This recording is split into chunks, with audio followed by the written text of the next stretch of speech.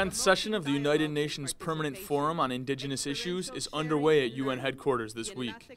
The forum shines a spotlight on the often underappreciated struggle of Indigenous peoples in nations around the world and is designed to raise awareness of this struggle at the global level. We urge you, the United Nations, especially the High Commissioner for Human Rights, the UNDP, the ILO, UNICEF, UN and UN Women to make greater efforts to find a fair and lasting solution for all Indigenous peoples. Indigenous peoples today account for 15% of the world's poor, despite only comprising 5% of the global population.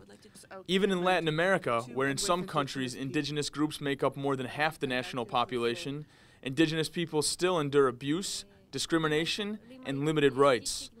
Indigenous peoples have suffered from these ailments for centuries, and now steps are being taken to reverse this trend. Despite the progress we have made in our region, there is still a long way to go in order to improve the lives of our Indigenous peoples. And Ecuador will do this.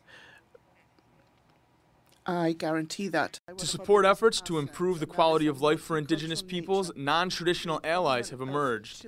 The European Union has begun projects in Latin America and Asia designed to support Indigenous peoples economically and socially. The main challenge for the European Union remains to keep enabling these advances by continuing to provide its full support and fostering dialogue and cooperation on Indigenous issues with Indigenous peoples' representatives, the civil society, and all the competent UN bodies.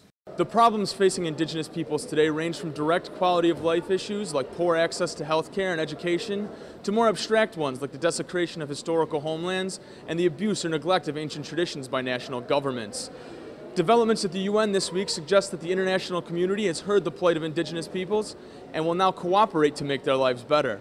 Reporting from the United Nations, I'm Connor Schratz for South-South News.